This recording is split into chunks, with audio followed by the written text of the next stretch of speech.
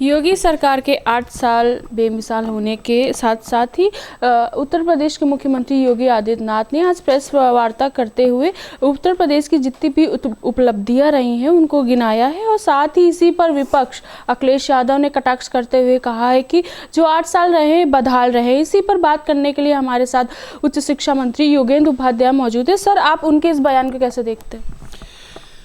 खिसियानी बिल्ली खंबा नोचे। उनको लग रहा है कि उत्तर प्रदेश में जो योगी जी की सरकार काम कर रही है और देश में मोदी जी की सरकार काम कर रही है, ये डबल इंजन की सरकार अगली सत्ता भी उत्तर प्रदेश में भारतीय जनता पार्टी को सौंपने जा रही है।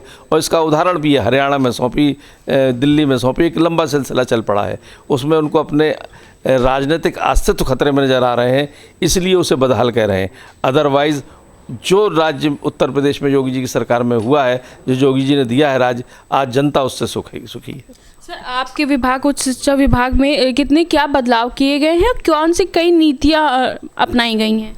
देखिए, जहाँ तक बदलाव का सवाल है, ये वो प्रदेश था जिसमें पिछले हुक्मरानों ने यह कह के सत्ता नौजवानों को भ्रमित करके उनको पथ भ्रष्ट करके प्राप्त की थी कि आप हमको सत्ता दीजिए, वोट दीजिए, हम आपको नकल का अधिकार देंगे।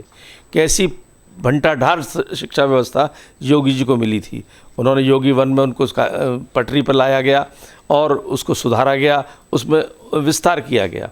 विस्तार कर मैं कहूँ कि इस योगी जी की सरकार से 70 साल से, उससे पहले 70 साल हो गए थे, इससे अधिक, जबकि विपक्ष की सरकारें थीं।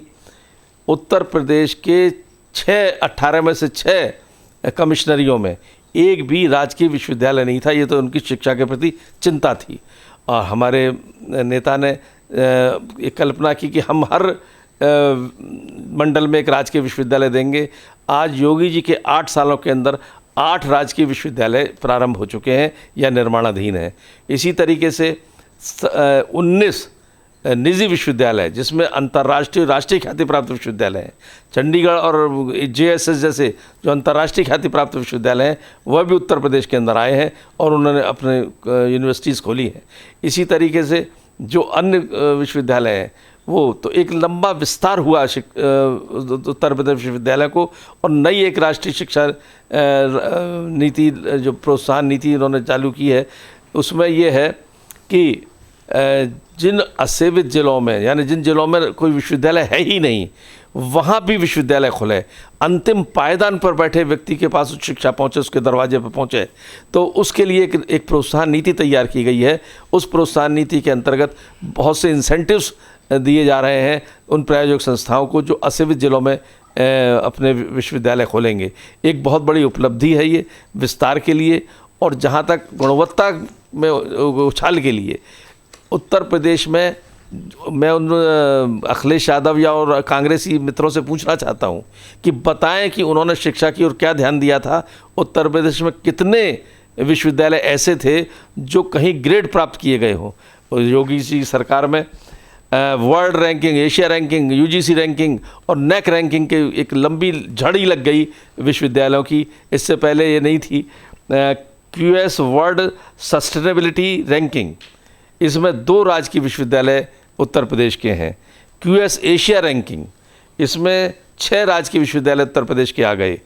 UGC ग्रेड 1, इसमें 3 राजकीय विश्वविद्यालय उत्तर प्रदेश के हैं। NAC रैंकिंग एक होती है पूरे देश में, तो इसमें भी ग्रेड होता है। उसमें पहले उत्तर प्रदेश का A से ऊपर कोई भी विश्वविद्यालय नहीं था। अब A++ के 6 राजकीय विश्वविद्यालय हैं, A+ के 2 राजकीय विश्वविद्यालय और 7 निजी विश्वविद्यालय हैं। A रैंकिंग में 1 राजकीय विश्वविद्यालय और 4 निजी विश्वविद्यालय आ गए। B+ रैंकिंग में 3 और 1, और B में 1 और 1। यानी आज उत्तर प्रदेश में सर्वाधिक रैंकिंग प्राप्त विश्वविद्यालय यदि कहीं पर हैं तो उत्तर प्रदेश में है। ये गुणवत्ता में क्रांतिकारी छलांग कहा जाएगा इसको उत्तर प्रदेश की शिक्षा में। इसी तरीके से रोजगार के अवसर, NEP 2020, उसके मूल में अगर मैं 3 वाक्यों में उसको समेटूँ NEP 2020 को, तो शिक्षा को रोजगार से जोड़ना, शिक्षा को संस्कार से जोड़ना, शिक्षा को तकनीक से जोड़ना। जहाँ तक तकनीक से जोड़ने का सवाल है, पूरा हिंदुस्तान जानता है कि उत्तर प्रदेश के छात्रों को टैबलेट और स्मार्टफोन से युक्त बनाया है उत्तर प्रदेश की योगी जी की सरकार ने। और इसी तरीके से हर महाविद्यालय विश्वविद्यालय में स्मार्ट क्लासेस, स्मार्ट लैब्स, ये व्यवस्था दी गई है। एआई से आच्छादित शिक्षा व्यवस्था को किया जा रहा है। तो ये तकनीक से जोड़ने वाली जो बात है ये हमने की है। शिक्षा को संस्कार से जोड़ना, इससे पहले हम अपनी संस्कार ही भूल चुके थे शिक्षा में, संस्कृत और संस्कृति को भूल चुके थे। आज भारतीय ज्ञान परंपरा और संस्कृति और संस्कृत को प्रोत्साहन देने के लिए, उदाहरण के तौर पर मैं संस्कृत विश्वविद्यालय वाराणसी की बात करूं, वहां आज कर्मकांड, पांडित्य, वास्तुशास्त्र, इन सब की शिक्षाएं दी जा रही हैं। और वहाँ पर वो पांडुलिपियाँ जो धूल खा रही थी, दीमक लग रही थी जिनमें, जो 1500, 1600, 17 साल पुरानी है, इनकी निगाह में उसकी कोई कीमत नहीं थी।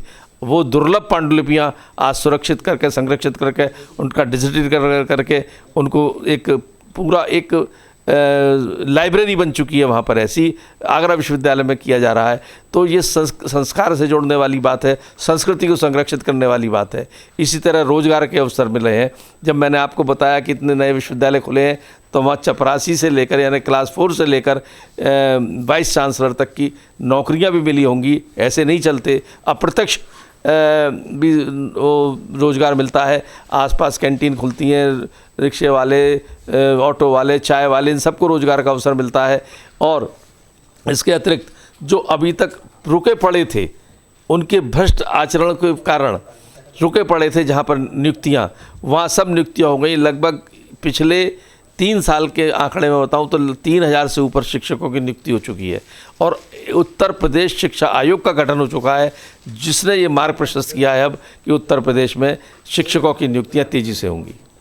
सर, मैं ये भी जानना चाहूँगी कि इस आज प्रदेश अध्यक्ष हम कह सकते हैं अजय राय ने कहा है कि कांग्रेस की जो सरकार है, योगी सरकार में सिर्फ और सिर्फ कुशासन हुआ है, अभी तक सिर्फ कुशासन हुआ है, जिससे जनता, आम जनमानस को कह सकते हैं कि उनकी जो हित की चीज़ें हैं नहीं मिल पाई। इसको कैसे देखते हैं?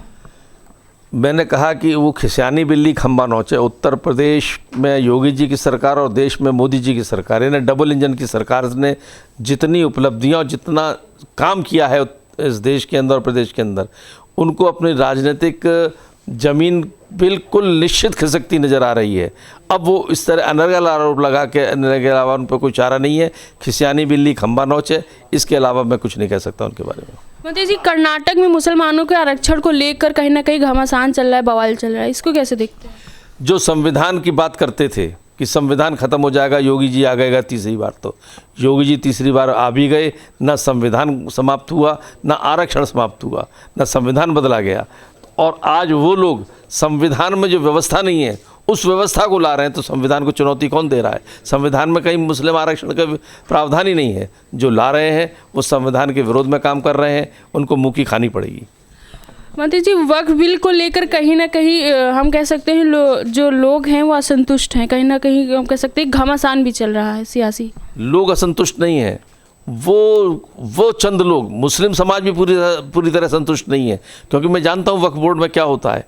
जो चंद मुतवल्ली होते हैं या चंद इमाम होते हैं या चंद धर्मगुरु टाइप के लोग होते हैं, मुल्ला मौलवी, वो उस वक्फ बोर्ड की प्रॉपर्टी से आर्थिक लाभ लेते हैं। आज वो उनको आर्थिक लाभ नहीं मिल पाएगा, इसलिए मुगालते में वो करते हैं अपने कौम को। वरना वक्फ बोर्ड का जो नए नियम आ रहे हैं, जो उसकी नई नीति आ रही हैं, उससे न सिर्फ मुस्लिमों का फ़ायदा होगा बल्कि पूरे समाज का फ़ायदा होगा। ये रहे हमारे साथ उच्च शिक्षा मंत्री योगेंद्र उपाध्याय जी, जिनका साफ तौर पर कहना है कि जो सरकार की जो हम कह सकते हैं शिक्षा की जो नई नीतियाँ रही हैं, नई उपलब्धि रही हैं, उससे कहीं ना कहीं विद्यार्थियों को एक अवसर और एक बेहतर हम कह सकते हैं शिक्षा प्राप्त हो रही है। मैं प्रज्ञा पांडे, कैमरामैन अजय के साथ श्री न्यूज़, लखनऊ।